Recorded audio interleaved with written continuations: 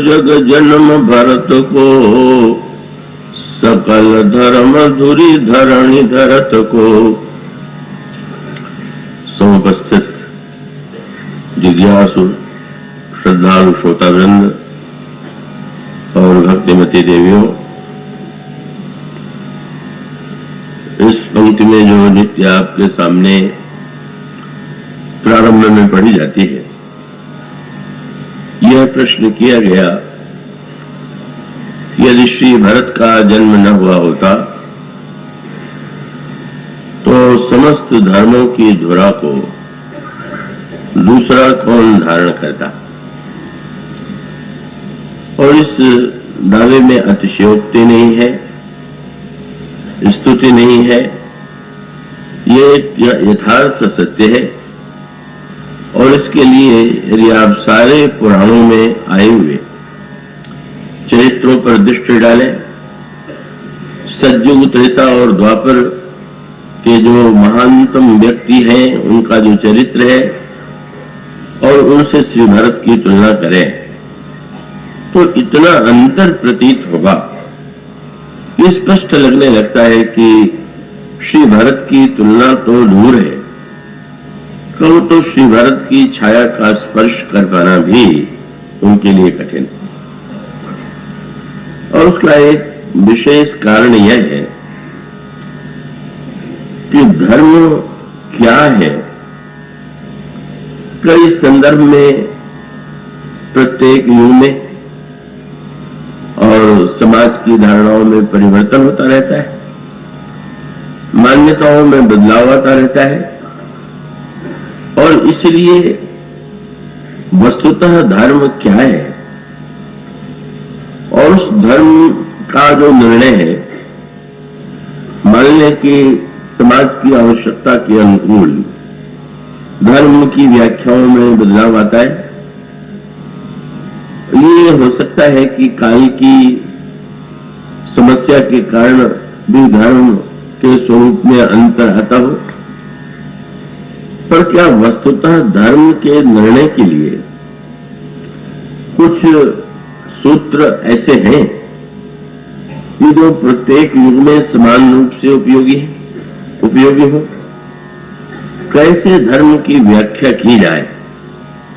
भगवान कृष्ण भी अर्जुन से जब यह कहते हैं कि किम कर्मेति पय कवयो व्यत्र मोहिता, कर्म और अकर्म को लेकर के बड़े बड़े विद्वान भी भ्रम में पड़ जाते हैं कि वस्तुतः कर्म क्या है और उसी तरह से धर्म क्या है।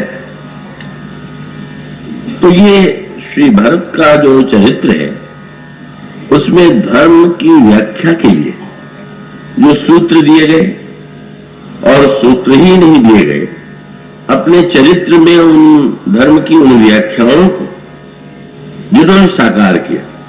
इसका अर्थ है कि ऐसा भी हो सकता है कि कोई धर्म की बड़ी ही उत्कृष्ट व्याख्या करे, पर उसके लिए उसे जीवन में उतार पाना संभव न हो। किंतु श्री भरत एक ऐसे दिव्य महापुरुष है कि जिन्होंने धर्म के तत्व को समझा, धर्म के तत्व को उन्होंने स्पष्ट करने की चेष्टा की और सचमुच अपने चरित्र के द्वारा उसे साकार किया। तो आइए धर्म के संदर्भ में धर्म क्या है इसको लेकर के अयोध्या की उस सभा पर एक दृष्टि डालें जिसकी चर्चा कई दिनों से चल रही है। संभवतः आज 6वां दिन है। तो उस यो तो आप देखेंगे कि अयोध्या कांड जो है उसमें इतनी सभाएं हैं। अयोध्या में तो एक सभा हुई, पर चित्रकूट में तो आप देखेंगे कि 1, 2, 3, 4 ऐसी अनेक सभाएं होती हैं।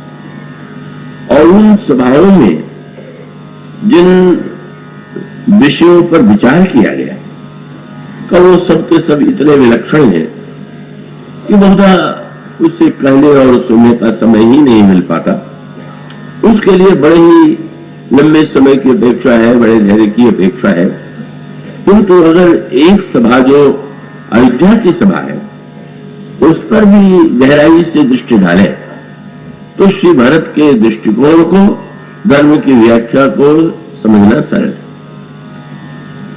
कल एक तो प्रारंभ में वो वशिष्ठ का जो भाषण है वह धर्म की जो प्रचलित व्याख्या है, जो शास्त्रीय व्याख्या है, का वो उनके द्वारा की जाती है और शास्त्र वचनों का उद्धरण भी दिया गया। गुरु वशिष्ठ ने यह कहा कि गुरुजनों की आज्ञा भले ही वह अनुचित क्यों न हो उसे स्वीकार करना चाहिए।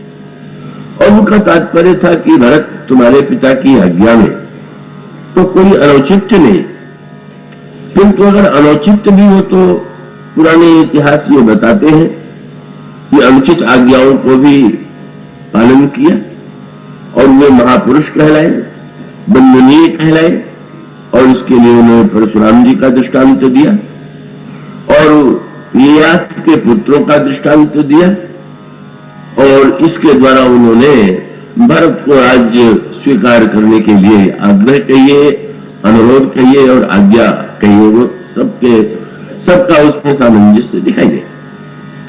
किंतु श्री भरत ने शास्त्र के उन वचनों को स्वीकार करते हुए उन्होंने नहीं कहा कि शास्त्रों में जो वाक्य लिखे गए हैं वो ठीक नहीं, सही नहीं, ऐसा उन्होंने एक बार भी नहीं। गुरु जी के वाक्यों को, शास्त्र की पंक्तियों को उन्होंने यो का त्यों दोहरा दिया, पर दोहरा देने के बाद उन्होंने कुछ प्रश्न गुरुजनों के समक्ष, सभा के समक्ष रखे और वो प्रश्न बड़े महत्व के। पहले तो उन्होंने एक सूत्र या एक प्रश्न रखा और वो बड़े महत्व का प्रश्न है कि अगर धर्म औषधि है तो औषधि की, आप अगर औषधि के ग्रंथों को पढ़ें तो जिस औषधि का वर्णन करते हैं उसकी प्रशंसा में बहुत कुछ उसमें लिखा हुआ मिलता है। किंतु गुरु वशिष्ठ से श्री भरत ने जो एक प्रश्न किया और प्रश्न करने में एक मूल उद्देश्य था, क्योंकि कौशल्य हमारे जब श्री भरत से राज्य लेने का अनुरोध किया तो ये कह करके अनुरोध किया कि का भरत इस समय अयोध्या जिस रोग से ग्रस्त है तो वो रोग तो उसका निदान तो वैद्य ही कर सकता है और ये रोग मन के रोग है, इसलिए गुरु वशिष्ठ से बढ़कर के कोई वैद्य नहीं हो सकता। और गुरु वशिष्ठ यदि कोई औषधि दे रहे हैं या कोई पथ्य बता रहे हैं तो भी उसे स्वीकार किया जाना चाहिए। पर श्री भरत ने एक वाक्य का करके जो प्रश्न प्रस्तुत किया वह तो बड़े महत्व का है और वो प्रश्न यह है कि औषधि की ग्रंथ में कितनी प्रशंसा की गई है, क्या इतने मात्र से ही औषधि श्रेष्ठ हो जाएगी क्या? और यदि हो भी जाए तो क्या वो प्रत्येक व्यक्ति के लिए समान रूप से एक ही औषधि उपयोगी होती है क्या? आप अच्छी तरह से जानते हैं, देखते हैं का आयुर्वेद में भी इस प्रश्न पर बड़ी गहराई से विचार किया गया का जो आधुनिक चिकित्सा शास्त्र है उसमें इस पक्ष पर अधिक विचार नहीं किया गया, लेकिन हम वो भी तो ये स्वीकार करते हैं कोई औषधि डॉक्टर आ करके आपको देता है तो जब वो देता है तो यही मान के देता है कि ये बड़ी अच्छी दवा है और उसके रोग के लिए उपयोगी सिद्ध होगी। पर जब रोगी ये कहता है कि इस दवा के लेने से तो ये हो गया, ये कष्ट बढ़ गया या ये प्रतिक्रिया हो गई, तो बुद्धिमान डॉक्टर ये हमस नहीं करता है कि नहीं नहीं ये दवा तो बड़े उच्च कोट की है, वो यही मान करके दवा बदल देता है कि ठीक है, अगर आपके लिए दवा उपयोगी नहीं है तो हम उस दवा को बदल देते हैं। और जहां तक आयुर्वेद शास्त्र का है उसमें तो इतना अधिक महत्व दिया गया कि अगर उसकी व्याख्या पर दृष्टि डालें तो उसमें बड़ा एक विलक्षण विभाजन किया गया और वो विभाजन वहां ये तो अगर आप में से किन्नौर की कुछ व्यक्तियों ने आयुर्वेद का थोड़ा अध्ययन किया हो और चरक ने जो हमारे आयुर्वेद शास्त्र के महानतम निर्माता हैं, तो उन्होंने तो प्रारंभ कहां से किया? जब वो शरीर के रोगों पर भी विचार करते हैं तो वहीं से विचार नहीं करते, वो तो वहां से विचार करते हैं। पहले तो वो विभाजन करते हैं। चरक ने विभाजन किया कि प्रकृति जो है वो त्रिगुण से बनी हुई। तो ये बात तो प्रत्येक ग्रंथ में हमारे यहाँ की मान्यता है कि सृष्टि जो है वो सत्व, रज और तम का मिश्रण है। अब वो ये विभाजन करते हैं कि ये जो तीनों गुणों का मिश्रण है वो मिश्रण तो है, लेकिन जैसे मिश्रण में भी किसी व्यक्ति में किसी वस्तु की मात्रा अधिक और दूसरे व्यक्ति में उस वस्तु की मात्रा कम, तो उन्होंने यहीं से प्रारंभ किया कि ये मनुष्य जो है वो सत्व, रज, तम का मिश्रण है। पर इतना होते हुए भी कुछ लोगों में सत्व की प्रधानता होती है, रजोगुण और तमोगुण न्यून होता है। किन्हीं में रजोगुण की प्रधानता होती है और वो सतोगुण और तमोगुण न्यून होता है, और किन्हीं में तमोगुण की प्रधानता होती है और तब उनमें स्वाभाविक रूप से रजोगुण और सत्वगुण न्यून मात्रा में होते हैं। अब इसके पश्चात फिर वे शरीर पर आते हैं। पहले तो उन्होंने सत्व, रज, तम की दृष्टि से विश्लेषण किया और फिर उन्होंने ये कहा कि शरीर में ये जो तीन वस्तुएं हैं इन्हीं के द्वारा व्यक्ति का जो शरीर है वो स्वस्थ और अस्वस्थ होता है, और उसका नामकरण उन्होंने किया कफ, वात और पित्त। आपने देखा होगा कि वैद्य लोग जब आते हैं तो वो नाड़ी पर उंगली रखते हैं और तब वो आप पौधा क्या करते हैं कि इस समय वात वाली गति तीव्र है, पित्त वाली या कफ वाली। तो उन्होंने ये कहा कि इसी प्रकार से अलग अलग प्रकृति के व्यक्ति हैं, अलग अलग इसमें भी जो कफ, वात, पित्त है उसमें भी भिन्नता है। तो उन्होंने इस बात पर अत्यंत आग्रह पूर्वक बल दिया कि वैद्य का पहला कार्य यही है कि वो निर्णय करे कि रोगी की प्रकृति क्या है और उसकी जो प्रकृति है उसका निर्णय करने के बाद तब दवा का निर्णय करे। इसलिए आयुर्वेद रोग से भी अधिक रोगी को महत्व देता है। बड़े प्रसिद्ध वैद्य थे काशी में सत्यनारायण शास्त्री, मुझे स्मरण है मैं उनके यहां बैठा हुआ था चिकित्सा के संबंध में ही। उसी समय कलकत्ते के कोई बड़े समृद्ध व्यक्ति गए और उन्होंने ये कहा कि मैं दवा लेने के लिए आया हुआ हूं, अपने लिए नहीं अपने भाई के लिए, और उनको दमा है, आप उनके लिए कोई औषधि दीजिए। वैद्य जी ने स्वीकार कर दिया। उन्होंने कहा कि मैं रोग की दवा नहीं देता, पहले रोगी का निर्णय करता हूं, जब रोगी नहीं आएगा तो मैं दवा नहीं करूंगा। उन्होंने उन्हें लौटा दिया और रोगियों के आने के बाद भी बड़े विलक्षण स्वभाव के थे, कुछ इस स्वभाव के भी थे। तो जब वो किसी रोगी की नाड़ी को देखते थे तो उसे बताने नहीं देते थे, वो कहते थे तुम मौन रहो, मैं तुम्हारी नाड़ी देखूंगा। और नाड़ी देखने के बाद फिर वो लिखा करते थे कि जिस प्रकार की नाड़ी की गति है उससे लगता है कि इस व्यक्ति के शरीर में इस प्रकार के रोग हैं और रोग का कारण है। और उसके बाद वो सुनाते थे और पूछते थे कि क्या ये लक्षण है।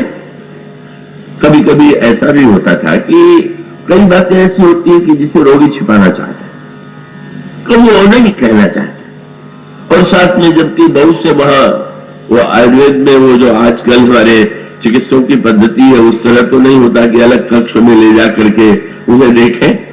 वहां तो जैसे हम बैठे हुए हैं गद्दी पर, वो रोगियों की तो भीड़ लगी, तो कई बार रोगी यदि कह दे कि ये लक्षण तो नहीं है या इतने नहीं है तो कह देते थे कि मैं आपको औषधि नहीं दे पाऊंगा, आप कहीं अन्यत्र दवा के लिए जाए।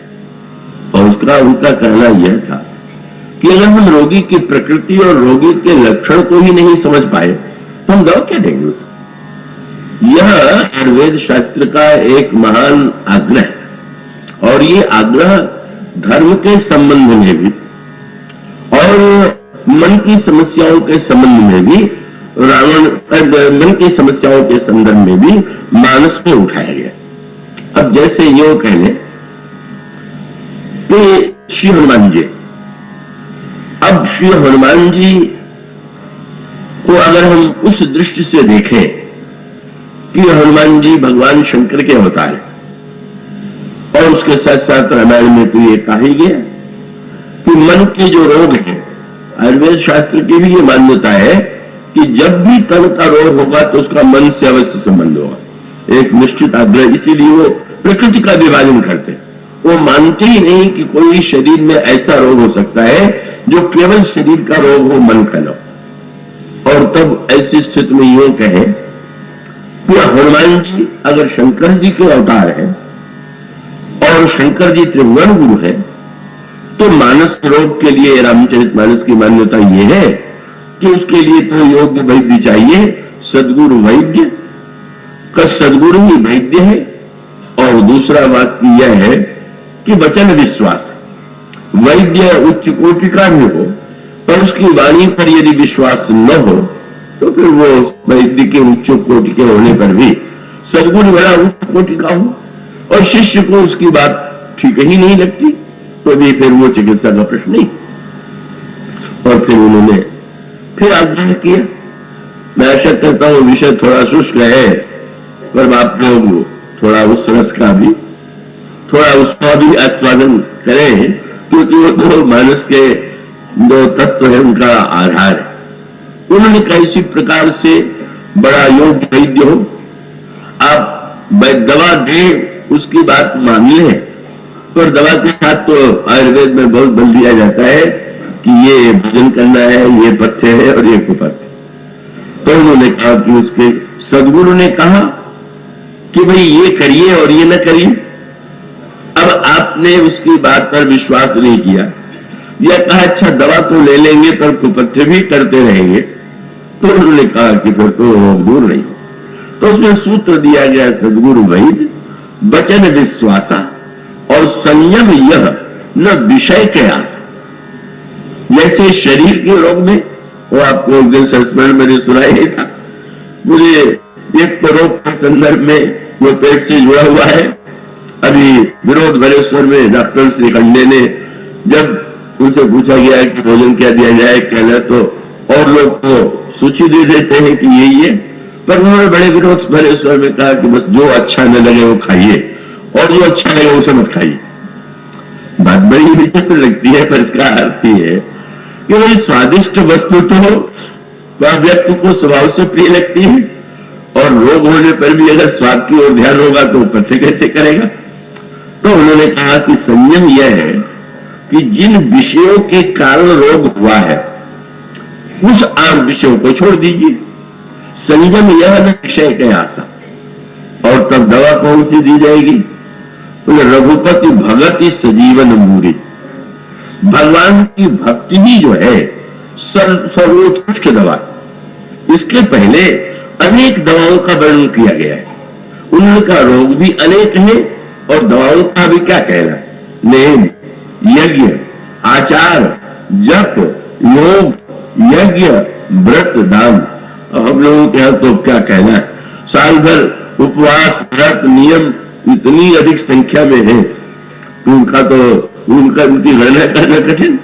वो स्वामी जी कहते हैं उनका महत्व तो है पर भेषज अपनी कोटिल नहीं, रोग जाए हर जान। दवाओं से रोग दब जाता है पर रोग जो है पूरी तरह से मुटता नहीं। वो ऐसी दवा चाहिए कि जो दवा सारे रोगों को मिटा दे। ऐसा ना हो कि दवा एक रोग को तो घटा दे और एक रोग को बढ़ा दे। अब जैसे मान लीजिए किसी को कोई लोभी व्यक्ति, तो गुरु यही तो कहेगा कि दान दो, तो लोभ की दवा जो है वो तो दान है। लेकिन बस समस्या है, दान के द्वारा जब आप दान करेंगे तो लोभ उस समय छोड़ेंगे तो ही तो आप दान करेंगे। किंतु लोभ तो दब गया और मैं दानी हूं, अहंकार बढ़ गया। लीजिए, अगर लोभ नहीं हुआ तो अभिमान बढ़ गया। तो कहते हैं कि कोई ऐसी दवा चाहिए कि जो सारे रोगों को मिटा सके। और उन्होंने कहा वो भक्ति जो भगवान की जो भक्ति है वही औषधि है जो सब रोगों का एकमात्र, सबको नष्ट करने वाली है, किसी रोग को बढ़ाने वाली नहीं। और उसके साथ साथ फिर उन्होंने सूत्र जोड़ दिया। आपने देखा होगा, भाई जो लोग पुड़िया दे देंगे, कह देंगे इसको शराब में मिला के, मलाई में मिला के, दूध में मिला के, फलाने अर्क में मिला के इसको लीजिए। इसको अनुपान कहते हैं। उन्होंने कहा कि सदगुरु जी जब भक्ति की दवा ने तो अनुपान में मिलाना मत भूलिए। अनुपान क्या है? बोले अनुपान श्रद्धा मत भूलिए। श्रद्धा अनुपान है, भक्ति दवा है, वैद्य के वचन पर विश्वास है, और तब यही विधि भले ही सो रोग साई और ना ही जतन कोट नहीं जाए। इस तरह से रोग नष्ट हो सकते हैं, नहीं तो रोग किसी प्रकार से नष्ट नहीं होंगे। अब इस संदर्भ में श्री भरत के संवाद पर दृष्टि डालिए। कौशल्या अम्बा कहती है, क्या गुरु वशिष्ठ से बढ़कर के कोई वैद्य हो सकता है? और इतना बड़ा वैद्य अगर कोई औषधि बता रहा है, कोई पथ्य बता रहा है, तो भरत तुम्हें तो स्वीकार करना चाहिए। किंतु फिर वही प्रश्न भरत ने प्रस्तुत किया, और उसी प्रश्न में गुरु वशिष्ठ के वैद्यत्व को मानो विनम्रता पूर्वक चुनौती दी गई। और वह चुनौती क्या थी? उन्होंने ये कहा कि आप लोग तो मेरे ही कैसे, मैं कैसे मानता हूं, आप लोग यहां पर जितने हैं, उनके भाषण की पंक्तियों को आप पढ़ेंगे तो यही कहते हैं कि मैं जानता हूं कि मूर्ख तुम्हारा तो स्वामी ही तो मानी, बिन ही विचार करिए ही तो मानी, उचित की अनुचित किए विचारू, धर्म जाय सर पातक भारू, तुम तो देव परम सिख सोई, जो आचरत मोर भल होई। यद्यपि यह समझत होई, मैं आप लोगों के उसमें संदेह नहीं करता, आप हमारे हितैषी हैं, हमारा हित चाहते हैं। लेकिन उन्होंने प्रश्न ये किया कि जो आप औषधि बता रहे हैं तदपि हो तो परितोष न जीके, मुझे इससे संतोष नहीं बढ़ा। और फिर वो प्रार्थना करते हैं, जैसे कोई वैद्य से कहे कि वैद्य जी आपकी दवा तो अच्छी ही होगी, लेकिन मुझे इसके द्वारा लाभ नहीं हुआ। तो वैद्य अगर आग्रह रहित होगा तो वो कहेगा कि अच्छा हम दूसरी औषधि लेकर के देते। तो श्री भरत ने ये कहा कि आप कृपा करिए, गुरुदेव को देखा और ये कहा कि यद्यपि यह समझौता हो नीके तदपि हो तो परितोष न जीके। एक सूत्र तो उनका यह था कि यदि मैं रोगी हूं या अगर सारे अयोध्या का समाज रोगी है तो फिर इस दवा के द्वारा हमें तो संतोष नहीं हो रहा। और उनका संकेत मानो यह था जो उन्होंने थोड़ा सा, यह भरत जी के भाषण की वह बात तो आप सुन ही चुके कि जहां पर गोस्वामी जी ने कह दिया कि अत्यंत मृदु और अत्यंत कठोर, तो उनकी कठोरता यह थी कि ये जो औषधि गुरुदेव के द्वारा आज मुझे दी जा रही है, क्या अयोध्या का सारा समाज स्वस्थ हो गया? क्या ये स्वस्थ लोगों का लक्षण है जो बैठे हुए हैं? क्योंकि गुरुदेव ने जो जो कहा वही किया गया। उन्होंने मान लिया पिता अगर श्री राम भर जा रहे हैं तो गुरुदेव ने नहीं रोका, उसे उचित माना। पिताजी अगर श्री राम को बल दे रहे हैं तो उन्होंने उसे ठीक माना। और उसके पश्चात श्री राम, भगवान श्री राम, प्रभु श्री राम बन चले गए। और उसके बाद आज जो अयोध्या की दशा है, इतने दिन औषधि सेवन करने के बाद अगर दवा की पहली पुड़िया से ये प्रभाव पड़ा तो दूसरी पुड़िया दी जाएगी तो क्या होगा? उन्होंने प्रश्न नहीं किया, क्या बोले पे तो स्वरूपुर। उन्होंने पुड़िया स्वीकार की तो सीधे स्वर्ग चले गए। अब कोई कह सकता है, लेकिन वही बढ़िया, इसमें अर्थ अमित आखर थोड़े, भरत के शब्द थोड़े होते हैं पर अर्थ अमित होता है।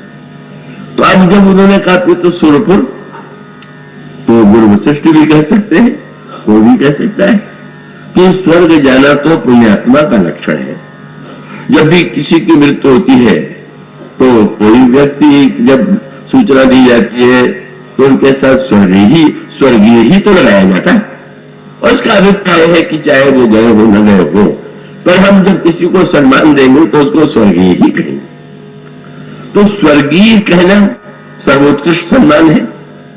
तो गुरु वशिष्ठ एक कह सकते हैं या कोई कह सकता है कि जब तुम स्वयं मानते हो कि पिताजी स्वर्ग में गए तो उसका अर्थ तो ये है कि उन्होंने आज्ञा का पालन किया, या गुरु वशिष्ठ का या धर्म का पालन किया, तो क्या हुआ, मृत्यु तो अनिवार्य, अंत में तो स्वर्ग ही गए ना, तुम मानते हो कि तो सुरपुर। अब जरा श्री भारत के अर्थ पर दृष्टि डालिए। स्वर्ग उपलब्ध है, ठीक, किंतु क्या ये स्वर्ग की उपलब्धि किसके लिए, स्वर्ग की उपलब्धि सचमुच प्रशंसनीय है या प्राप्त करने योग्य। और इस संदर्भ में उत्तरकांड के उस प्रसंग पर आप यदि ध्यान दें जहां भगवान श्री राम अयोध्या वासियों को बुलाकर उपदेश देते हैं और ये कहते हैं कि मनुष्य शरीर का फल जो है वो विषय सेवन नहीं, पर उसके साथ साथ उन्होंने अगला वाक्य कह दिया कि हो सकता है शास्त्रों में बड़े स्वर्ग की बड़ी प्रशंसा हो, और है भी, और ये माना जाता है कि व्यक्ति सत्कर्म करता है तो स्वर्ग जाता है। तो उन्होंने अयोध्या वासियों से कहा कि उन वाक्यों से आप लोग भ्रमित मत होइएगा। और गीता में भगवान कृष्ण अर्जुन से यही कहते हैं कि अर्जुन, ये जो शास्त्रों में प्रशंसा की गई है, वेदों में प्रशंसा की गई है, कब वो वस्तुतः प्रशंसा एक साधारण व्यक्तियों के लिए महत्वपूर्ण हो सकती है, पर वो हमारा लक्ष्य नहीं हो सकता। वो कह लीजिए कि जो व्यक्ति दरिद्र है, अगर उससे कहा जाए कि लाख रुपया पा लेना बहुत बड़ी बात है तो ठीक, पर जिस व्यक्ति की स्थिति न जाने कितनी आगे हो, एक करोड़पति से कह दिया जाए 10 लाख रुपया सबसे बड़ी संख्या है तो उसको तो हंसी आ जाएगी। दरिद्र के लिए लाख रुपया बड़ी संख्या हो सकती है, पर करोड़पति के लिए तो बिल्कुल नगण्य है। भगवान राम ने भी कहा स्वर्ग को कभी लक्ष्य मत मानना, और भगवान राम उपदेश देते हुए कहते हैं, भगवान राम का वाक्य था कि न यही कर फल विषय न भाई स्वर्ग स्वल्प अंत दुखदायी। इस स्वर्ग भी अत्यंत साधारण वस्तु है और अंत में मित्रों दुख देने वाला है। आप जीवन का लक्ष्य न तो भोगों को माने और न तो स्वर्ग को माने। तो मानो आप उस संदर्भ में विचार कीजिए, करके देखिए। कब वो श्री सीता जी हैं, श्री सीता जी के लिए प्रभु ने आग्रह किया कि तुम अयोध्या में रहो और तुम्हारी इच्छा हो तो पितुगृह कबहु ससुरारी, ऐसा आग्रह है। तो दोनों जगह है, दोनों स्थान जो है, अयोध्या के सुखों का क्या कहना और मिथिला के सुखों की बात भी क्या कही जाए। तो मानो दोनों स्थानों पर अद्भुत सुख है। और तब वे आग्रह करते हैं कि वन में जो कष्ट है, भगवान राम बड़े विस्तार से कहते हैं, प्रिय कंदर खो नदी नदनारे अगम आराधन जाहि निहारे भाव भाग वृक के हरि नागा करहि नाद धीरज भागा दर्प में धीर गहन सुधि आए मृग लोचन तो वीर सुहाए हंस गवन तुम नहीं बन जोगु सुनि अपजस दई है मुहि लोगु मानस सलिल सुधा प्रतिपाली ये किलवन प्रयोग मराली। भगवान राम ने बड़े सुंदर शब्दों में कहा, पर श्री सीता जी ने जो व्याख्या की, मानो वह क्या है। स्वर्ग सांसारिक जो विषय के प्रेमी है उनके लिए बहुत बड़ी वस्तु है, क्योंकि स्वर्ग का सिद्धांत यह है कि यहां समस्या है, एक कुछ लोगों के सामने तो समस्या ही है कि जितने भोग चाहते हैं उसको एकत्र नहीं कर पाते, और कुछ लोगों के पास समस्या यह है कि भोग तो बहुत एकत्र है पर बेचारे भोग ही नहीं पाते। एक व्यक्ति के पास सोने के लिए खाट नहीं है तो कहां सोए, और दूसरे व्यक्ति के लिए बहुत बढ़िया पलंग है पर नींद ही नहीं आ रही। तो समस्या मानो दोनों, तो उसका समाधान स्वर्ग में दिया गया। उनका स्वर्ग में तो भोगों की बड़ी विशाल, बहुत विशाल संख्या जो बताई गई, वो तो आप उसको पढ़िएगा तो आपको लगेगा कि इतना सुख। और उसके साथ साथ यह भी कहा गया कि स्वर्ग में कोई रोग नहीं होता। यहां तो कोई व्यक्ति विषय हो और सेवन अधिक करे तो उसको रोग हो जाए, उसके बाद कितना भी सेवन करे तो युवावस्था के बाद जब वृद्धावस्था आ जाए तो और अस्वस्थता आ जाए। तो स्वर्ग में न तो वृद्धावस्था है, न स्वर्ग में रोग है, और ये देखें तो स्वर्ग में मृत्यु का भी भय नहीं है। तो मानो विषयी व्यक्ति को यही तो लगता है कि वो स्वर्ग कितनी ऊंची वस्तु है कि जहां बूढ़े भी नहीं होंगे, रोग भी नहीं होगा, मृत्यु भी नहीं होगी, और इतना विशाल भोग होगा, खूब मनमाने भोग हो गए, और इसलिए आकर्षण होना स्वाभाविक है। और स्वर्गीय कह के जिनकी प्रशंसा की जाती है वो ठीक है, उसी श्रेणी में होंगे।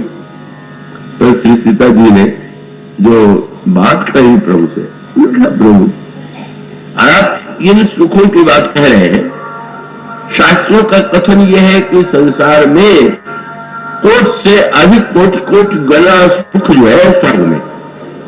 तो श्री सीता जी ने कहा यहां बस मैं एक ही वाक्य कहना चाहती हूं कि अगर मुझे स्वर्ग में रहने के लिए कह दिया जाए तो आप जानते हैं मैं स्वर्ग को किस दृष्टि से देखूंगी। और उनका बात यही, प्राणनाथ करुणायतन सुंदर सुखद सुजान तुम बिनु रघुकुल कुमुद बिनु सुरपुर नरक समान। होगा के लिए वो स्वर्ग, पर आपसे रहित जो स्वर्ग है वो तो मेरे लिए नरक है। और यही दृष्टिकोण का मानो एक भेद है। उसका अभिप्राय है एक भक्त, एक प्रेमी क्या कभी स्वर्ग जाने की आकांक्षा कर सकता है? स्वर्ग जाने की कल्पना करेगा कि हम स्वर्ग चले जाएं? नहीं, वो तो वैराग्यवान जो होते हैं वो भी स्वर्ग जाना स्वीकार नहीं करते। और इसके लिए सर्वोत्कृष्ट दृष्टांत है महाराज दिलीप का चरित्र। सूर्यवंश की परंपरा में अनेक महान राजा हुए और उसमें से दिलीप वह है जो रघु के पिता है। रघु के अज और अज के महाराज दशरथ और दशरथ के पुत्रों के रूप में प्रभु ने जन्म लिया। तो उन शास्त्रों का अध्ययन मनन करते हुए दिलीप के मन में यह संकल्प जागृत हुआ कि मैं इसको अश्वमेध यज्ञ करूं, क्योंकि शास्त्रों में कथन यह है कि जब कोई व्यक्ति 100 अश्वमेध यज्ञ पूरा कर लेता है तो देवता ही नहीं बनता है, वो इंद्र बनता है। क्योंकि अन्य देवताओं का स्वामी भी स्वर्ग का स्वामी तो इंद्र है। तो उन्होंने यह संकल्प किया और वो अश्वमेध यज्ञ करने लगे और 99 अश्वमेध यज्ञ पूरे हो गए। पर 100वां अश्वमेध जब चल रहा था तो अश्वमेध यज्ञ में तो घोड़ा छोड़ा जाता है, घोड़ा चुरा जो रोकता है उससे युद्ध होता है। पर दिलीप का घोड़ा का रोका नहीं गया, चोरी चला गया और चारों ओर होने लगी। वो घोड़ा ही नहीं मिला। अंत में गुरु वशिष्ठ से पूछा दिलीप ने कि महाराज ये घोड़ा कहां चला गया? उन्होंने ध्यान दे करके देखा तो दिखाई पड़ा कि घोड़ा स्वर्ग में इंद्र चुरा ले गया। उन्होंने कहा रघु बड़े पराक्रमी, उन्होंने कहा अभी मैं आक्रमण करके इंद्र की खबर लेता हूं, घोड़ा ले आता हूं। रथ पर बैठ गए, लेकिन दिलीप का विवेक जागृत हुआ। उन्होंने कहा नाना कोई आवश्यकता नहीं है, तुम्हें स्वर्ग पर मत आक्रमण करो, घोड़ा छीन के मत ले आओ। महाराज 99 यज्ञ पूरे हो चुके और 100वां अश्वमेध अधूरा रह जाए जबकि सामर्थ्य है, आप क्यों रोकते हैं? उसमें दिलीप ने बड़ा ही सुंदर उत्तर दिया। उन्होंने कहा कि अब मैंने देख लिया कि 100 अश्वमेध यज्ञ करके इंद्र बनने वाले की भी चोरी करने की आदत नहीं गई, तो अब ऐसा इंद्र बनके मैं करूंगा क्या? कितना बढ़िया विवेक। कहते हैं कि स्वर्ग में कोई रोग नहीं, पर स्वर्ग में तो एक ऐसा रोग है कि जो संसार में तो साध्य है पर स्वर्ग में असाध्य है। और वो रोग कौन सा है? ये ईर्षा वाला रोग जो है। किसी ने कहा महाराज स्वर्ग कितना बढ़िया है कि जहां कोई रोग ही नहीं है। अरे उन्होंने कहा अरे भाई तुम्हें पता नहीं है सर्गो मिटत न सावत। ईर्षा का रोग तो ऐसा व्याप्त है स्वर्ग में, और रोग चाहे शरीर का न हो, पर मन का जो ईर्षा वाला रोग, ईर्षा का रोग तो समाज में भी सर्वत्र फैला हुआ है, पर समाज में ईर्षा का जो रोग है उसकी दवा है। आपको के मन में किसी से ईर्षा हो, आप पुरुषार्थ कीजिए, प्रयत्न कीजिए, उससे आगे बढ़ जाइए। आप ईर्षा के द्वारा पहले हमको भोग तो मिलते, पर वहां भी गणित कौन कितना पुण्य करके आया है, उसी मात्रा में उसे भोग मिलेंगे। तो परिणाम होता है कि भोग बहुत होने पर भी वो बगल वाले को देखता है कि अरे इसके पास तो मेरे से बहुत अधिक। परिणाम क्या होता है, वहां असाध्य तो है, वहां ये स्वतंत्रता नहीं है कि स्वर्ग में रह करके पुण्य करके आप और आगे बढ़ जाए। वहां तो जो आप पुण्य करके गए हैं उसे केवल व्यय करना है, खर्च करना है, कोई एकत्र करने का साधन नहीं। बस जितना लेकर के आए हैं उतने दिन आनंद कीजिए, और जिस दिन समाप्त हो उसी दिन सीधे धकेल दी जाइए। मृत्यु तो नहीं होगी, मृत्यु में तो बड़ा बुरा हो गया तो कैसे समझाएगा कि मृत्यु आने वाली है, पर वहां तो एक क्षण में पुण्य समाप्त हुआ और क्षीणे पुण्य मृत्यु में तो विषंति, ये स्थिति। और वो ईर्षा की वृत्ति कितनी भयानक है इंद्र में। ऐसा नहीं कि 100 अश्वमेध यज्ञ हो जाने पर इंद्र को हटा दिया जाता और दिलीप बढ़ जाता।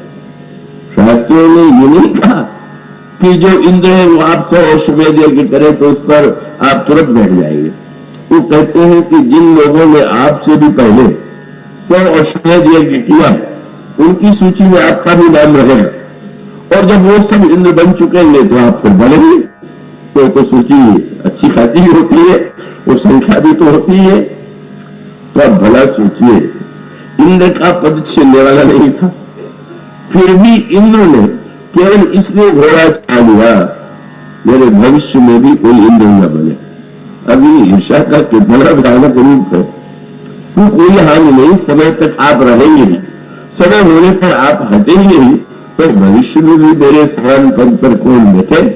जो इस सत्य को जान लेते हैं उनको लगने लगता है कि ये स्वर्ण ये कोई श्रेष्ठ स्थान है, क्या सचमुच ये प्राप्त करने की वस्तु है। तो भोगी लोगों के लिए स्वर्ग बहुत बड़ी वस्तु है, पर एक भक्त के लिए, एक ज्ञानी के लिए वेदांत का तो वर्णन किया गया है कि स्वर्ग की तो बात क्या, स्वर्ग के ऊपर भी 7 लोकों की कल्पना की गई है और उसको ब्रह्मलोक को सबसे श्रेष्ठ बताया गया। और ये कहा गया आजकल तो ऐसा होता है कि विरागी की उपाय बड़े जल्दी मिल जाती है, बड़ी सी होता बड़े विरागी, चाहे नाम से विरागी चाहे शब्द में विरागी, विरागी विरागी। तो वैराग्य इतना कठिन है कि कहां वैराग्य होगा। और वैराग्य की परिभाषा जो की गई उसमें ये कहा गया कि वैराग्य संसार के सुखों से ही नहीं, स्वर्ग के लिए भी अगर आकर्षण तो वैराग्य नहीं। और भरत जी के लिए कह दिया गया, हनुमान जी के लिए कहा गया, भरत जी को विरागी कहा गया। अब विराग की स्थिति कितनी कठिन है आप पढ़ लीजिए। कैसे ये एक बार सुंदर दोहा हमारे बिनानी जी ने और चुना था इस प्रसंग में, तो थोड़ा मैं चिंतित हुआ। दोहा तो बहुत उत्कृष्ट था, पर वो मुझे थोड़ा सा चिंतित करने वाला भी था। दोहा था अयोध्या कांड का अंतिम दोहा, भरत चरित्र कर नेम, तुलसी जय सादर सुनहु, सिंह राम पद प्रेम, अवश्य हो भव रस विरत। सारे अयोध्या कांड के अंत में गोस्वामी जी ने कहा जो भरत जी का चरित्र आदर पूर्वक नियम से सुनेंगे उनके हृदय में सीता जी और श्री राम के चरणों में प्रेम होगा और संसार के रस से वैराग्य हो जाएगा। तो दोहा तो बड़ा, जब अंत में है तो फल है। तो चिंतित में ये हो गया कि इसके ग्राहक कितने होंगे, वैराग्य के ग्राहक कितने होंगे, ये इसका फल है। और इस संदर्भ में स्मरण हुआ हम श्री घनश्यामदास जी का, उन्होंने कभी मुझसे दिल्ली में पूछ लिया कि भरत जी का चरित्र तो मैं समझता हूं सर्वश्रेष्ठ है, पर हनुमान जी के इतने मंदिर दिखाई देते हैं, भरत जी का मंदिर क्यों नहीं दिखाई देता? तो मैंने यही कहा कि हनुमान जी के यहाँ जो बट रहा है उसके ग्राहक बहुत, और भरत जी के यहाँ जो मिल रहा है उसके ग्राहक इतने कम है।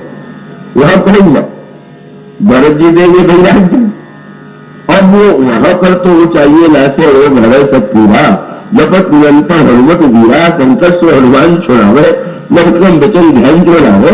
रोग हो जाए तो हनुमान जी दूर कर दे, भूत प्रेत को हनुमान जी दूर कर दे, संकट से हनुमान जी दूर कर दे, ये कारागार से हनुमान जी छुड़ा दे। ये तो भरत जी का आश्वासन कहीं, भरत जी का आश्वासन कहीं नहीं। ये जो भरत जी देते हैं अवश्य रोग भव रस विरति, जो व्यक्ति भरत जी के चरित्र को नियम पूर्वक आदर से सुनेगा उसको निश्चित रूप से संसार से वैराग्य हो। कितना कठिन है वैराग्य, ये साधारण फल नहीं, फल का परम फल कहिए, परम फल का भी परम फल कहिए। इसलिए अगर जिस समय भगवान श्री राम लक्ष्मण और सीता गए भरद्वाज जी के आश्रम में, तो भरद्वाज जी ने प्रभु की स्तुति करते हुए कहा, आज सुफल तप तीर्थ त्यागो, आज सुफल जप जोग विरामो, सुफल सकल सुन साधन साजू, राम तुमहि और लोकत यागी। लाभ अवधि सुख अवधि न दूजी, तुम्हारे दर्श आसन पूजी। जितना योग यज्ञ व्रत अध्ययन जितना मैंने किया सबका फल मुझे प्राप्त हो गया। आपको पालने के बाद अब मुझे कुछ नहीं पाना है, ये उन्होंने घोषणा किया। पर जब वो ऐसा कह रहे थे तो भरत जी को आश्चर्य हुआ कि प्रभु के होठों पर बाहर तो नहीं पर कुछ मंद मंद सी मुस्कुराहट थी। समझ में नहीं आया कि अब ये बात तो मैंने जो कही है वो तो यथार्थ ही है। और प्रभु मुस्कुरा क्यों रहे, और प्रभु मुस्कुरा क्यों रहे, वो समझ रहे थे कि आज आप जो कह रहे हैं उसमें एक दिन संशोधन आपको करना पड़ेगा। बोलो नहीं, अब बड़ा सम्मान करते हैं बड़ों का। और जब श्री भरत आए तो वह श्री भरद्वाज को मुस्कुराहट का रहस्य समझ में आ गया और उन्होंने संशोधन किया। पर संशोधन को उन्होंने बड़े सुंदर ढंग से रखा। तो भरत, मैं ये मानता हूं कि मैंने जीवन में जितना सत्कर्म साधना की थी उसका फल श्री राम लक्ष्मण सीता का दर्शन। वो पहले भी मैंने कहा था, आज भी मैं कह रहा हूं, सब साधन कर सुफल उठावा, लखन राम उसी दर्शन पावा। पर इतना इसमें मुझे जोड़ना पड़ेगा कि तेरी फल कर फल दर्श तुम्हारा, उस फल का फल तुम्हारा दर्शन। किसी को भी ऐसा जाए वृक्ष में तो फल होता है पर फल का भी कोई फल होता है क्या? पर मुझे तो ये मानना पड़ता है कि उस फल का भी फल तुम्हारा दर्शन। अब वो कितना उत्कृष्ट चरित्र होगा कि जिसके लिए ये कहा गया हो कि भगवान राम के दर्शन का भी, सीता जी के दर्शन, लक्ष्मण के दर्शन का भी फल भरत का दर्शन। ये बात तो कही गई, वो कहा श्री भरत को कितनी महिमा में आती। और ये भरत में जो वैराग्य है, उस वैराग्य की जो सचमुच अगर उत्तर काल में आप पढ़े तो पढ़ने के बाद आपको लगने लगेगा कि भाई इस वैराग्य को तो दूर ही से नमस्कार है, हमारे बस का विरोध नहीं। तो ठीक है। और वो गोस्वामी जी तो आप पढ़ते ही हैं, उनका अंधकार छाया हुआ है और उस अंधकार में भी जो है मोह बंधन में बना हुआ है।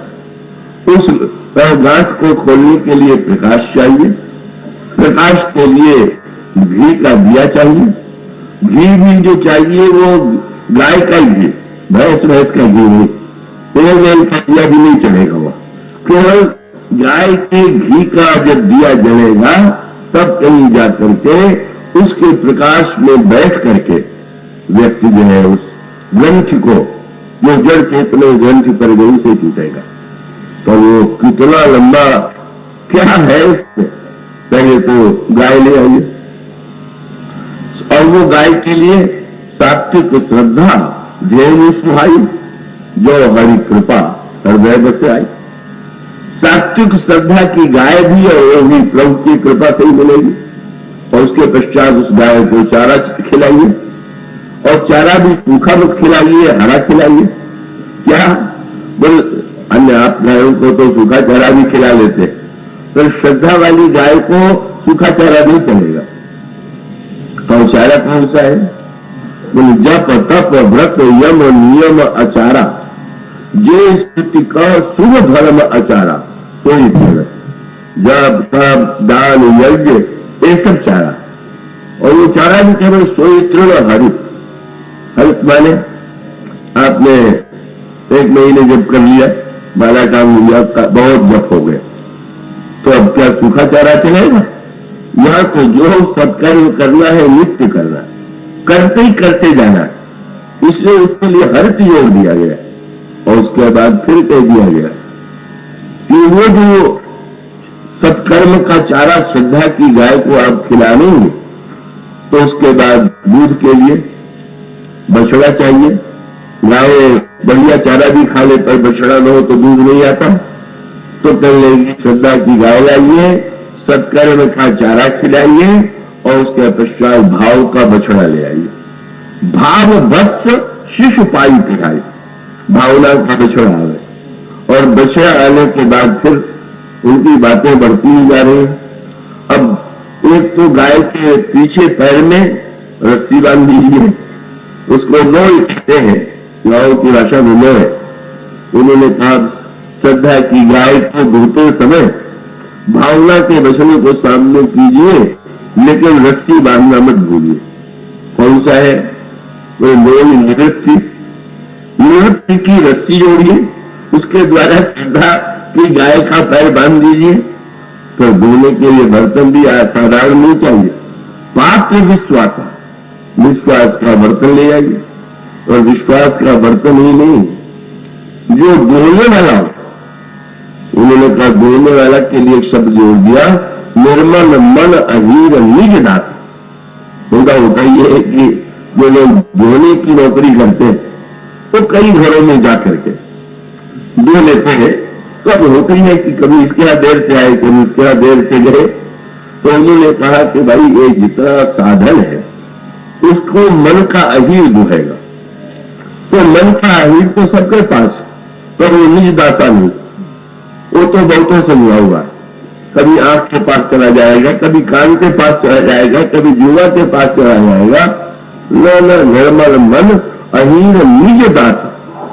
और उसके बाद दूधा, इतनी कठिनाई के बाद फिर परम धर्ममय बल दिन भाई, अहिंसा परम धर्म है, अहिंसा का धर्म अब आया। और फिर उसको गर्म कीजिए उस आग में। बोले अवथे अनल अकाम बनाइए, निष्कामता की आग पर उसको गाढ़ा बनाइए। और एक बार गाढ़ा बनाने के बाद जब वो गर्म हो जाए तो फिर ठंडा कीजिए। तोष मरुत तब क्षमा जुड़ावे, संतोष के द्वारा दान कीजिए और क्षमा की शीतलता लाइए। आप लोग तो सुनते सुनते घबरा गए होंगे कि सो गए होंगे, हमें तो यही पता नहीं है। अब वो तो एक एक वस्तु कहते कठिन समझत कठिन, वो ये निवृत्त पाप कर बस तोष मरुत तब क्षमा जुड़ावे। अब उसको जमाइए, क्या बोले धृति सम जामन दे जमावे, धृति का जामन देके जमाइए और फिर लाइए मथानी।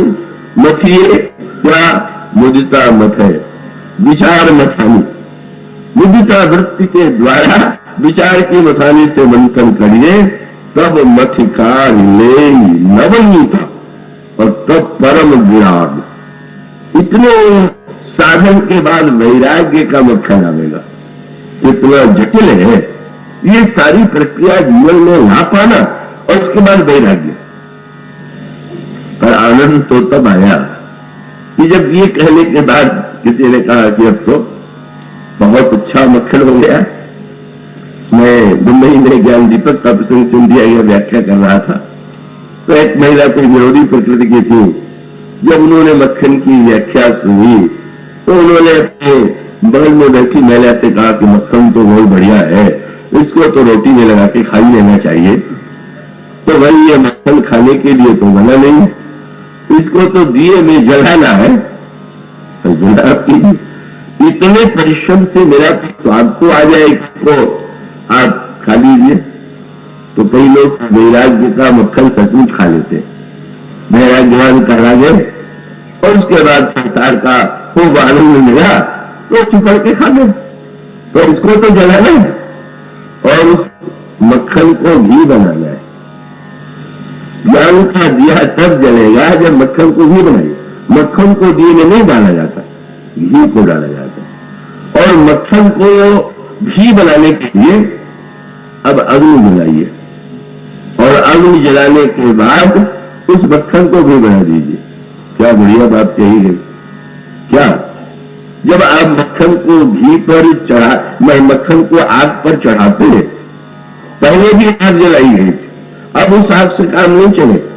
तब मटकार ले नहीं था, विमल दिमाग सुभग सुपनीता।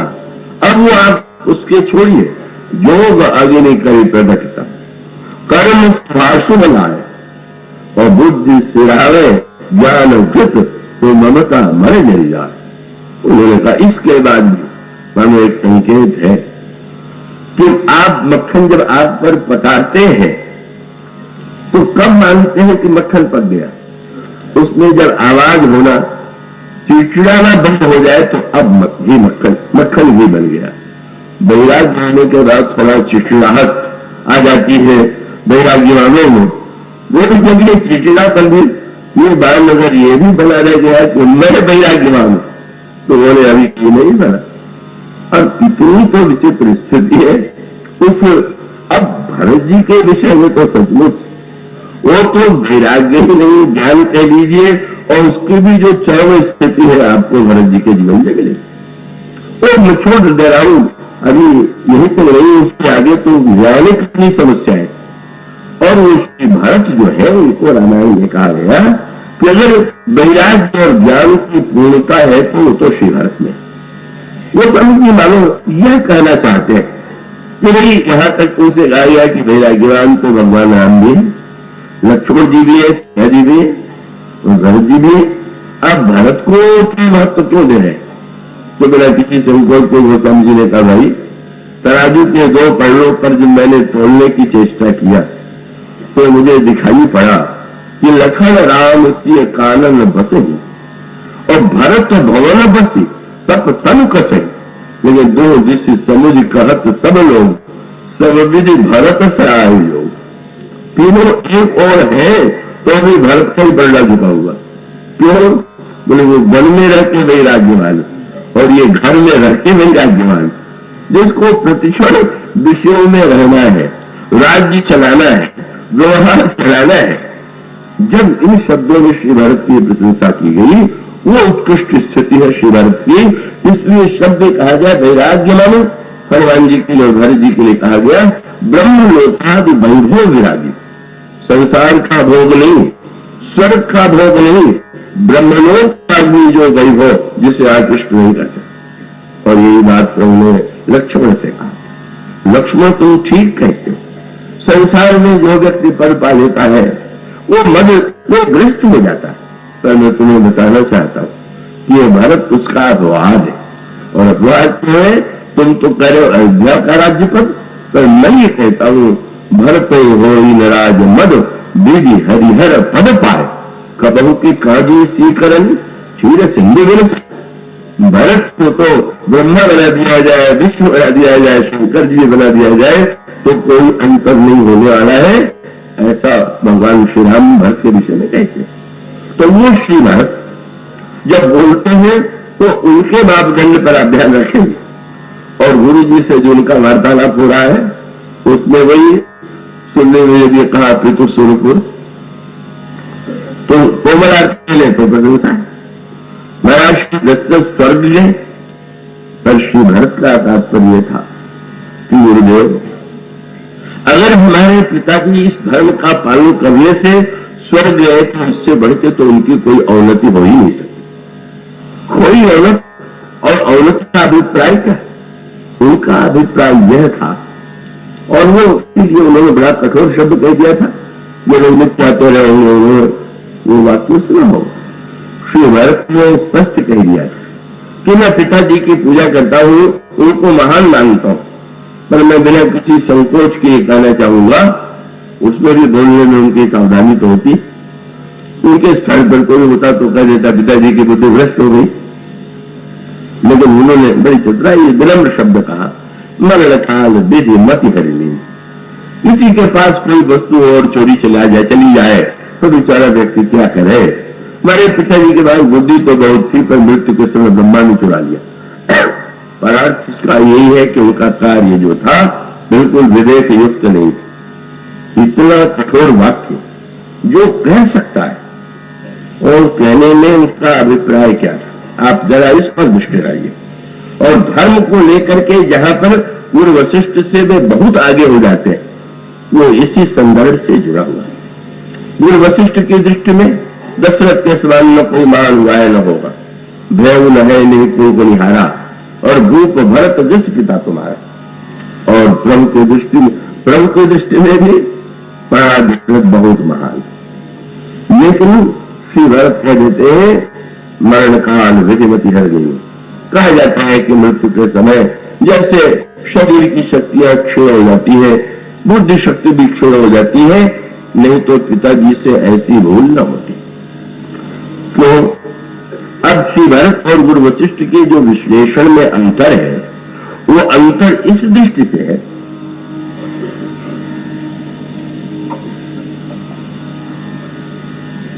कि श्री राम बड़े हैं कि स्वर्ग बड़ा है।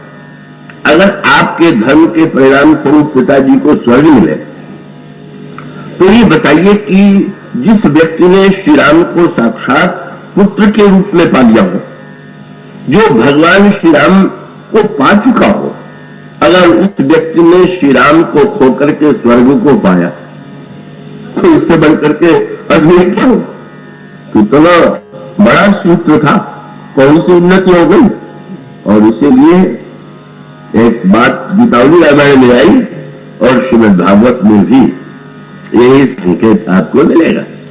और वो संकेत ये है, वसुदेव ने कंस से वचन दिया, प्रतिज्ञा की कि तुम देवकी का वध मत करो, तुम्हें मेरे पुत्रों से ही तो भय है, तो 8वां पुत्र नहीं, जितने पुत्र देवकी के गर्भ से होंगे हम तुम्हें देते जाएंगे। और सचमुच वो इतने सत्यवादी कि देवकी के गर्भ से पुत्र का जन्म हुआ और उन्हें आकर के उन्होंने दे दिया। कंस को दया आ गई, अरे इससे हमारा तो कोई भय नहीं है, इससे लौटा ले जाओ। लौटने लगे, उधर उधर जा रहे थे, उधर से नारद जी आ गए कंस के पास। ये तुमने क्या मूर्खता की? महाराज मुझे जब 8वीं से डर है, तो बस उन्होंने एक गणित खड़ा कर दिया, एक कमल ले लिया 8 पंखड़ी वाला, बोले बताओ इसमें 8वीं पंखड़ी कौन सी है। अब स्वाभाविक है कि कंस इधर से गिर रहा है, उसमें 8वीं पंक्ति दूसरी, और इधर से जब नारद जी ने कहा, बोले इधर से, तो ये उनका क्या पता देवताओं ने कहां से गणना की है और 8वां कौन होगा। उनने तो बड़ी मूर्खता की। कंस को ये बात बड़ी जल्दी समझ में आ गई। ये जो स्वार्थी लोग होते हैं, संतों की बात भी वही मानते हैं जहां उनको लगे कि हाँ ये तो हमारे लिए अनुकूल, मानते तो नहीं है, तो वो चुन लेते हैं। हाँ क्या महाराज आप कह रहे, बना करके वध कर दिया। 7 पुत्रों का वध हो गया, 6 पुत्रों का वध हो गया। 7वां पुत्र गर्भ में आया तो पता चला गर्भस्राव हो गया, किंतु गर्भांतर होकर के भगवान शेष बलराम आए थे और वो स्थानांतरित रोहिणी के गर्भ में कर दिए गए। जब 8वें पुत्र श्री कृष्ण का जन्म हुआ, तब तो प्रश्न था, कंस को वचन दिया है कि 2 पुत्र होंगे मैं आपके पास ले आऊंगा, और इसके लिए 6 पुत्रों की मृत्यु भी उन्होंने स्वीकार कर लिया है। पर भगवान कृष्ण ने प्रकट होने के बाद यही कहा कि तुम मुझे यहां से ले चलो, और वहां गोकुल में यशोदा की जो यशोदा शयन कर रही है, वहां सुला करके तुम लौट आना। अद्भुत सी बात, भगवान ने अवतार लिया और पिताजी को सबसे पहले असत्य का ही पाठ पढ़ा दिया। अब जब वचन दिया है, तो वचन देने के बाद भगवान तो सत्य के महान रक्षक हैं, सत्य को शास्त्रों में सबसे बड़ा धर्म बताया, और भगवान कहते हैं कि तुम कंस को मत बताओ, छिपा करके ले चलो। मानो सूत्र था। मानो भगवान व्यंग भरी दृष्टि से वसुदेव को देखते हैं और उसका अभिप्राय था कि क्या तुम सत्यवादिता का प्रमाण पत्र कंस से ही लोगे क्या? और ये बहुत बड़ा सूत्र। कंस तुम्हें प्रमाण पत्र दे के वाह वाह वसुदेव बड़े सत्यवादी, तो तुम क्या समझते हो कि जीवन की सबसे बड़ी उपलब्धि है क्या? और इसलिए भगवान की जब स्तुति की गई तो ये कहा गया कि भगवान सत्यवादी। ये सत्यवादी शब्द तो बहुत अधूरा। क्यों? सत्यवादी, वादी माने भी एक पक्ष है। जब आप सत्यवादी सिद्ध होंगे तो कोई न कोई असत्यवादी तो सिद्ध हो गए। आपने कहा मेरी बात ठीक, उसने कहा मेरी बात ठीक, अब ठीक तो एक की बात होगी, जिसकी ठीक हुई बोले वो सत्यवादी हो गए। सत्यवादी तो सर्वदा एक पक्षी होता है। भगवान सत्यवादी नहीं है, साक्षात सत्य है। सत्य नहीं, परम सत्य है। सत्यम प्रथम सत्य परम त्रिनेत्रम सत्य योनि निहितम च सत्य। साक्षात परम सत्य सामने है और वो कहता है कि वो कंस का सत्य तुम्हें सत्य लगता है। उस सत्य के द्वारा तुमने क्या पाया है? संत उसके द्वारा यही तो विनाश हुआ। और तब वसुदेव का विवेक प्रशंसनीय था। तो उन्होंने अनुभव किया कि ना इस सत्य का महत्व थोड़ी है। जो परम सत्य हमारे समक्ष है तो उस सत्य को तिरस्कृत करने में उन्होंने विलंब नहीं किया और भगवान को पहुंचाया। भगवान को सचमुच यशोदा के बगल में सुला दिया। और मानो वहां पर भी बस भगवान राम और भगवान कृष्ण में बहुत बड़ा अंतर ये प्रभु तो एक ही है और उन्होंने 2 युगों में अवतार लिया है। तो द्वापर युग में उनकी बात को समझने वाले बहुत कम थे और त्रेता युग में उनकी बात को समझने वाले बहुत थे। और ऐसे ऐसे पात्र थे जिनका चरित्र श्री भारत का लिया जा रहा है तो जो सचमुच प्रभु के आदर्श को पूरी तरह से चरितार्थ करके दिखा सकते थे। अब ये तो लगता है कि असत्य बोल गए, जब वचन दिया था तो क्यों नहीं दिया? पर फिर वही अभिप्राय भी है। इस सत्य का क्या अर्थ है? वो परम सत्य को, और यही बात गीता की रामायण तुलसीदास जी ने ये कहा कि कौशल्या अम्मा ने कहा कि मैं नहीं मानती हूं कि राम, और वो यहां पर एक संकेत शब्द है।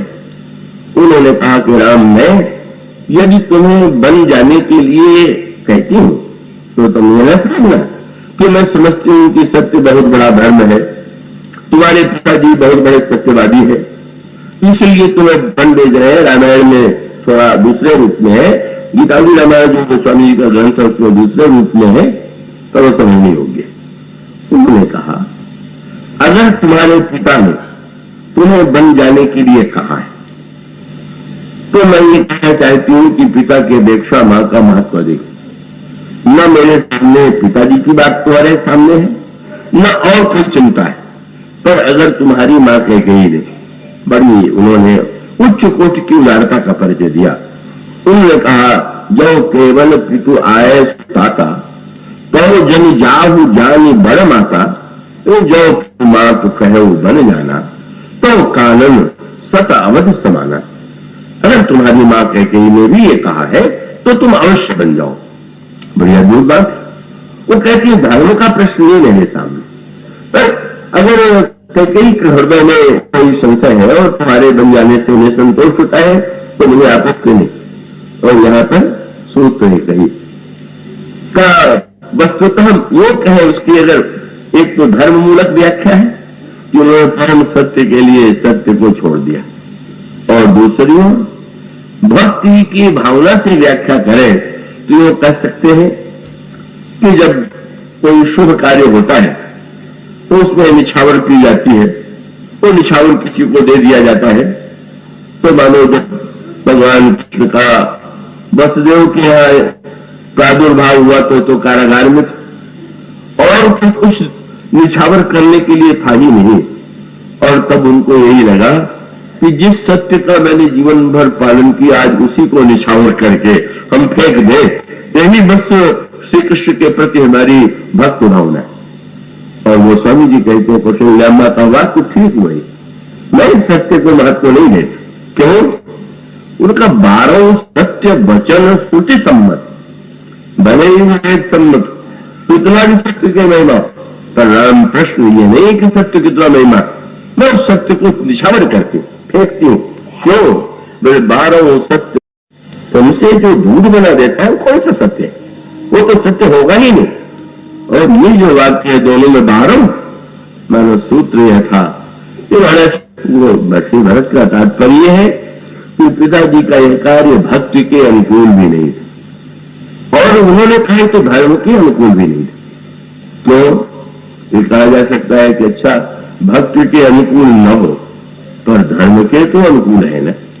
धर्म में अगर सत्य का उन्होंने पालन किया तो श्री भरत और गहराई में जाकर के उन्होंने गुरु वशिष्ठ के सारे तर्कों को इतना समाप्त कर दिया। उसके लिए मैं वो कठोर शब्द नहीं कहना चाहूंगा क्योंकि वो भरत के चरित्र के रूप नहीं होगा, नहीं तो अन्यत्र तो यही कहा जा सकता है कि सभी भरत ने गुरु वशिष्ठ के सारे भाषण की धज्जियां उड़ा दिया।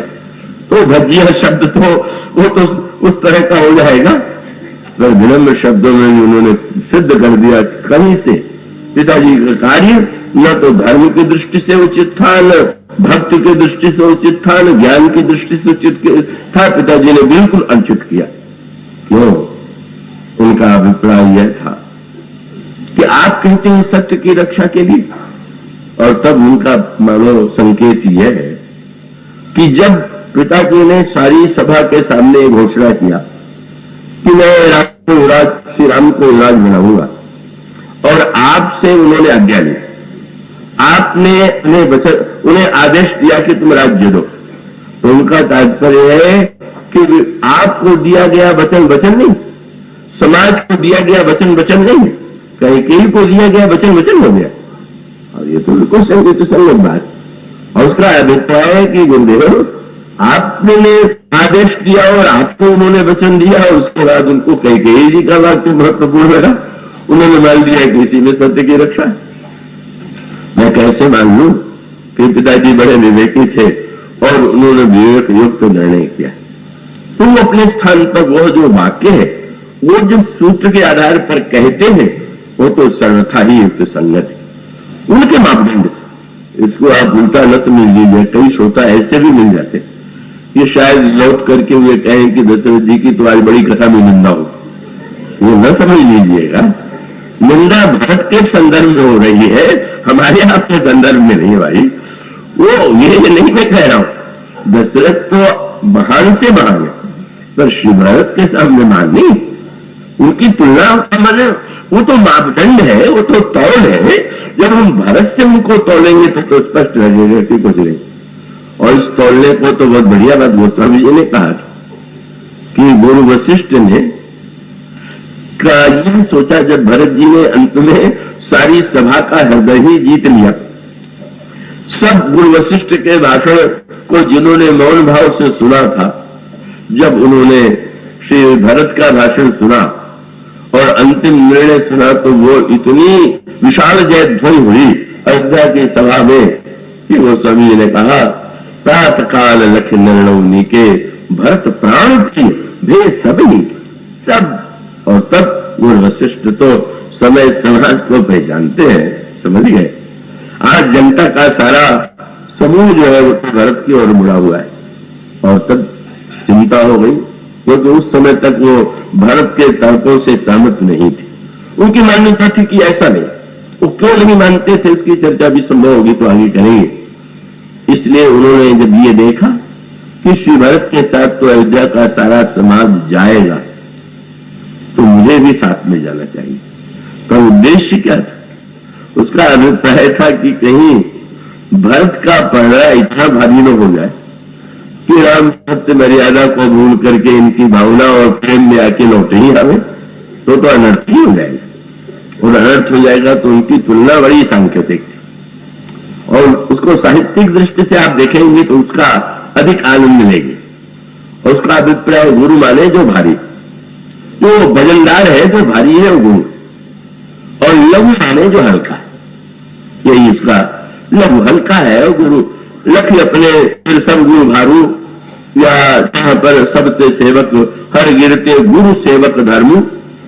तो गुरु जी का अभिप्राय क्या था कि जब भरत अकेले जाएंगे तो पहला तो उधर झुक जाएगा, पर अगर मैं जाऊंगा और श्री राम के सामने समस्या आ गई, एक और गुरु और दूसरी ओर लघु। भरत है लघु भाई और मैं गुरु, तो गुरु का ही पढ़ना भारी रहेगा, लघु तो लघु ही सिद्ध हो।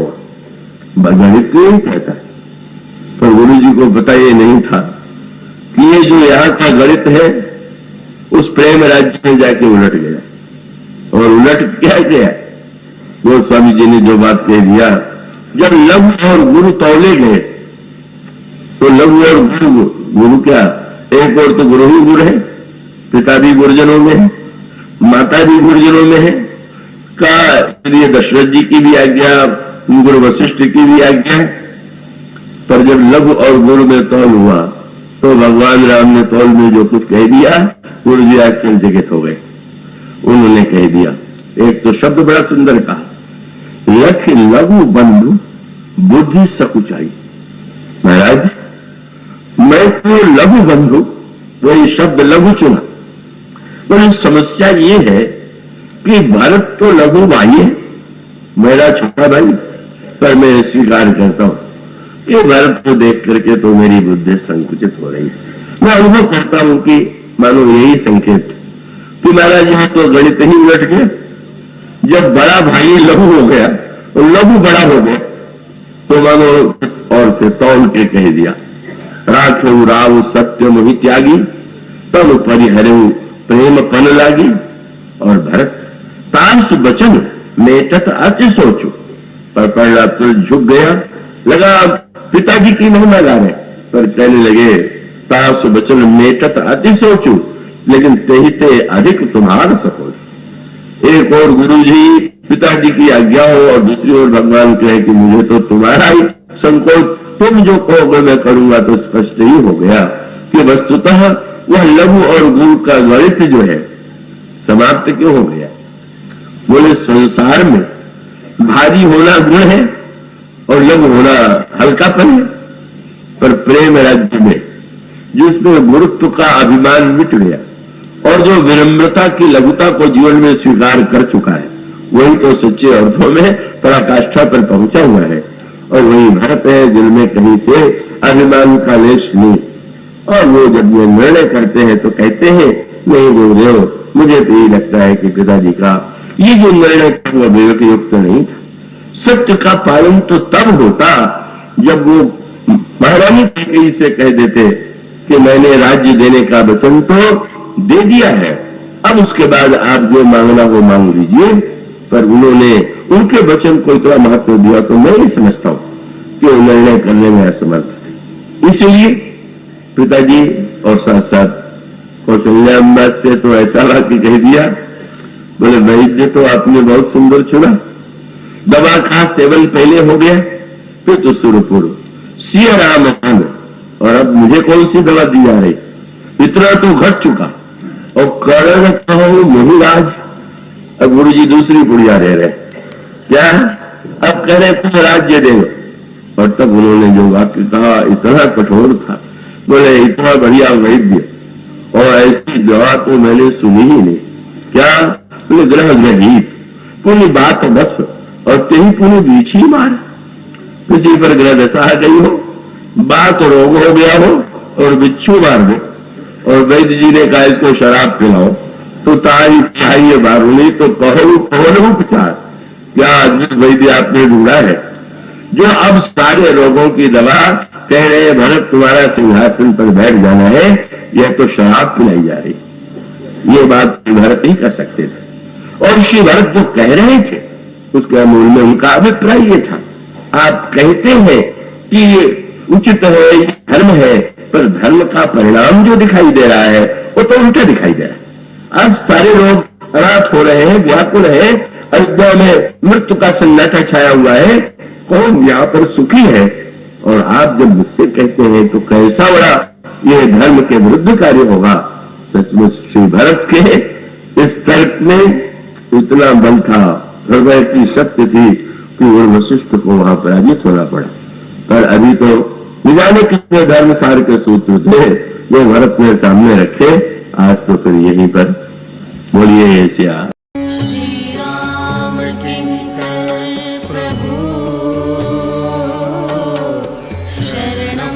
चंद्र